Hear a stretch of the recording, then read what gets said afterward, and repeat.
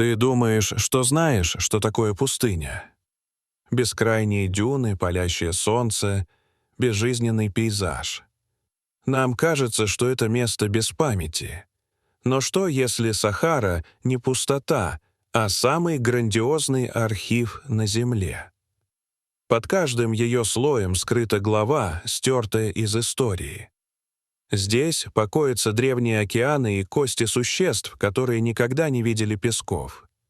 Здесь лежат армии, исчезнувшие без следа, и мумии светловолосых людей, которых, казалось бы, не могло быть в этих краях. И где-то среди окаменелых слоев застыл первый человеческий шаг. Сегодня мы не просто расскажем о пустыне. Мы проведем эксгумацию прошлого. Мы вскроем этот песчаный архив, чтобы увидеть миры, которые она поглотила. Все начинается не в далеком прошлом, а совсем недавно. 20 апреля 2023 года радары космических сил Соединенных Штатов Америки зафиксировали падение объекта весом около 300 килограммов на границе Судана и Египта. Это был не метеорит, а спутник НАСА Эрхесси, запущенный в 2002 году. 2 десятилетия он следил за вспышками на Солнце, снимал корональные выбросы и помогал понять поведение нашей звезды.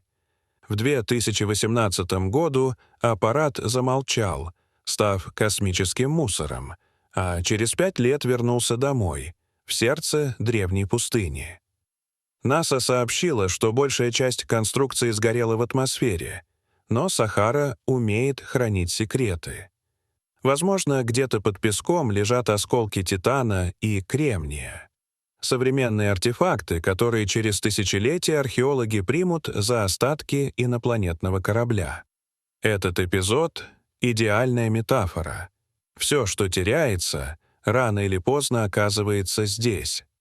Сахара собирает не только песок, но и память. Мы спускаемся глубже. Белая пустыня Египта. Среди оранжевых барханов поднимаются белые скалы причудливых форм, грибы, башни, животные, будто созданные фантазией древнего художника. На самом деле это работа ветра, вытачивавшего мягкий известняк миллионы лет. Когда-то здесь плескалось море Тетис. Его дно покрывали кораллы, раковины и крошечные организмы, превращавшиеся в меловое плато. Потом вода ушла, и ветер, как скульптор, обнажил каменные фантазии. Белая пустыня — доказательство того, что Сахара не просто убивает жизнь, а создает иллюзии, способные обмануть глаз. Мы привыкли искать следы цивилизаций, но сама природа способна создавать картины, которые кажутся рукотворными. Если белая пустыня — это художественный зал природы, то глаз Сахары в Мавритании — ее архитектурное чудо. Посреди безмолвного плато видна идеальная окружность диаметром около 50 километров. С орбиты она выглядит как гигантская мишень или око, устремленное в небо. Первые астронавты использовали ее как ориентир. Сначала ученые решили, что это кратер, след от падения астероида, но ни обломков, ни ударных пород не нашли. Теперь считается, что это древний геологический купол. Миллионы лет назад магма из недр Земли выдавила осадочные слои вверх, но не прорвалась наружу. Ветер и вода сточили вершину, оставив концентрические кольца пород. В центре — камни возрастом более 2 миллиардов лет. Симметрия и масштаб этой структуры до сих пор поражают, и не случайно многие видят в ней отголосок Атлантиды, описанной Платоном. Глаз Сахары напоминает, что Земля создает узоры не хуже мифов. Мы продолжаем.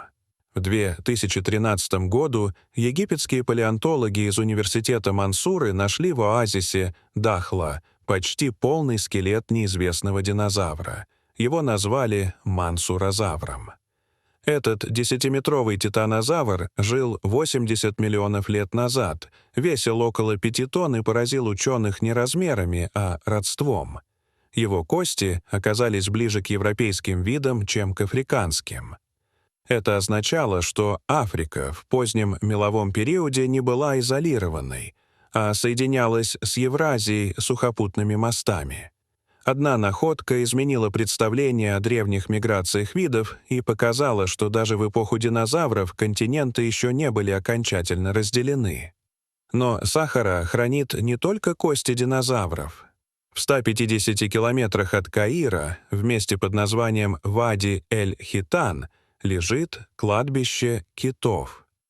Среди песков можно увидеть скелеты гигантских существ, будто выброшенных на берег вчера, хотя им 40 миллионов лет. Когда-то это место было дном теплого моря Тетис, где наземные млекопитающие превращались в морских гигантов. Скелеты базилозавров длиной до 18 метров сохранили даже крошечные задние конечности с коленями и пальцами.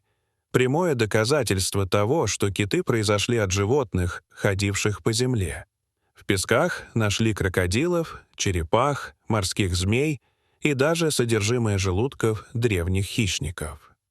Вади-эль-Хитан — капсула времени, застывшая в момент, когда жизнь решила сменить стихию. От доисторических морей к людям и войнам. В 524 году до нашей эры персидский царь Камбис II, завоевав Египет, отправил через западную пустыню 50 тысяч воинов к оракулу Амона в оазисе Сива. Они исчезли. Геродот писал, что на армию обрушилась буря, и песок навеки похоронил солдат. Долгое время историю считали легендой, но в 2009 году итальянские исследователи Анджело и Альфредо Кастильони заявили, что нашли следы: человеческие кости, оружие, бронзовые кинжалы и украшения, соответствующие персидскому времени. Место их находки не совпадало с описанием Геродота, но совпадало с логикой ветров и древних троп.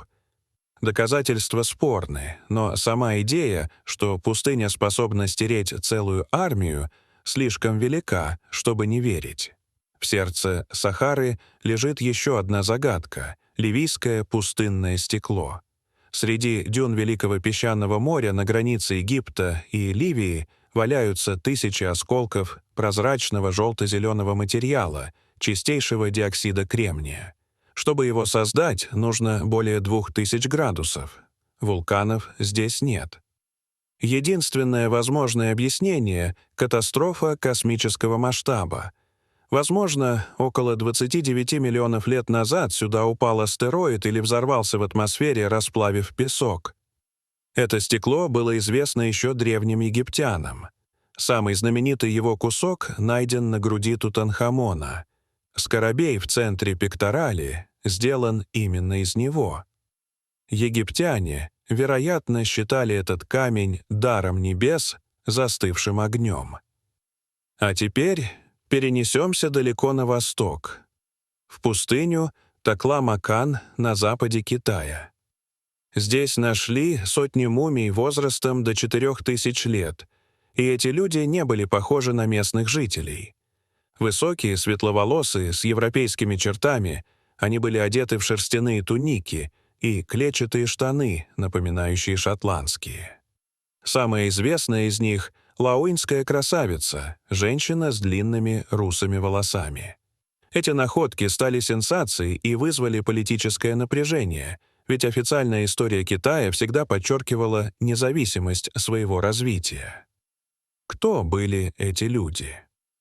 Поздние генетические исследования показали, что они не пришельцы из Европы, а потомки древней изолированной популяции, жившей здесь со времен ледникового периода.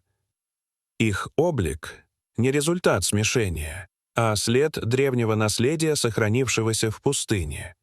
При этом они знали пшеницу, делали сыр и пользовались идеями соседей. Эти мумии — напоминание, что изоляция не мешает развитию, а история человечества — не дерево, а сеть переплетающихся путей. Снова возвращаемся в Африку. В пустыне Тенере в 2000 году палеонтолог Пол Сирено, искавший кости динозавров, наткнулся на человеческие захоронения. дрон показал целое поле могил, сотни останков. Это оказалось древнейшее кладбище каменного века, известное как Гоберо. Здесь нашли два культурных слоя. Старшие, кефийцы, жили около 10 тысяч лет назад, высокие охотники, питавшиеся рыбой и бегемотами, оставившие костяные гарпуны. Затем наступило тысячелетие засухи, и они ушли. Позже, когда климат вновь смягчился, сюда пришли тенерийцы, ниже ростом, но более утонченные. Они были скотоводами, изготавливали украшения и оставили самые трогательные захоронения. В одной могиле нашли женщину и двух детей, лежащих лицом друг к другу, их руки сплетены, а под головами сохранилась пыльца цветов. Это не просто археология, это мгновение человеческой нежности, пережившее 6000 лет. Но затем дожди ушли навсегда, и Сахара снова стала пустыней. Гоберо — памятник климатическим переменам, доказательство того, что целые культуры могут исчезнуть вместе с последней рекой. И, наконец, история, с которой начинается человечество. Лаэтоли, Танзания, 1976 год. Команда Мэри Лики исследовала застывший вулканический пепел и случайно заметила следы.